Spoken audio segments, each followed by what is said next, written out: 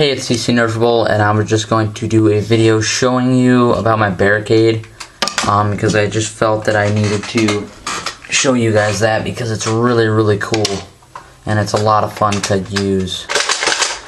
And I'm just going to show you that here. What I've done is I put a 9-volt in there, and which is at least 4 volts more than putting in the 3 AA's that you would normally put in there. The best results for AA's, if you don't want to do 9-volt, are Duracell copper top AA's. Those work really well, way better than any other AA, unless you get those lithium, extra lithium, high-powered ones. I don't know, the Japanese ones or whatever. And so yeah, what I did was I put the 9-volt in there, the 9-volt harness down here, and then to do that, when you take the gun apart, you'll see 2 leads. There'll be one here and there'll be one here, kind of in a slant right there. And what you do is you connect your 9-volt harness to that to make sure that and then test it to make sure it works while it's taken apart before you put it all back together. And while you're in there, you might as well minimize it because that stupid barrel that was on there went out to about right here. Big orange barrel. It was annoying. Made you lose range, all kinds of stupid stuff. And it's not, when it's gone, it looks a lot cooler on the front. It's got a nicer sort of profile to it. I took out my jam door. You might not want to, but then I took out the safety that was there. That when you pull the jam door back, the gun shuts off. And I'm just gonna do a quick test for you here of how loud this is.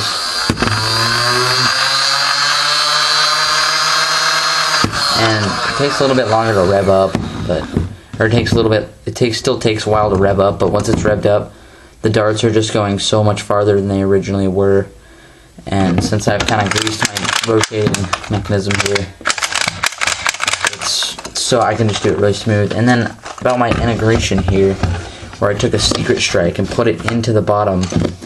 So when you take this, you can just sit here and you can pump this, and then you can take, I just have a step in here, that's all I can do, and then you can take it and you can fire it out of there, and it works really good. What I did was I took the handle and I carved out all the little pieces, all the stuff that was in there that was blocking me from putting the secret strike in there. You have to take your shell off of your secret strike, the shell that it comes with, about 3 or 4 screws takes it out. And then you, right after that, I took out my dart peg and kind of drilled away that little thing down there that held the dart peg. And now that helps. And I wrap my handle electrical tape so it looks a little bit cleaner. Really nice to hold. And yeah, and then you just have to cut the bottom out of there. And then I just seated in there, and I just used hot glue. And hot glue is just getting such a solid seat. I didn't have any epoxy with me at the time, so that's what I ended up using. So, and another thing is you have to take your battery door here, and you have to cut all of this out of there. You gotta take it and you gotta sand all that out of there. But I still need to do a little bit more, but I'm not too worried about it. It still works just fine.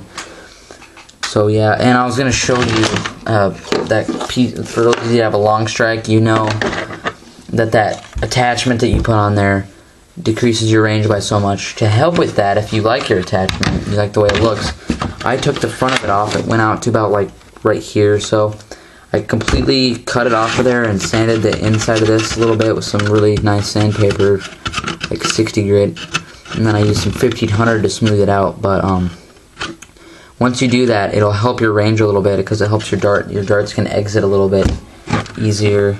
And so that's about it. And I'm going to tell you about another thing here is my Raider right now is currently in the process. I'm going to turn it into a pistol eventually because I really like the Raider pistols that I've been seeing in places because they're really cool. And yeah, so that's pretty much it for this video. This is just kind of a follow-up from my first video. It's about my second video. My lighting will be better from now on because on my first video it was just really bad.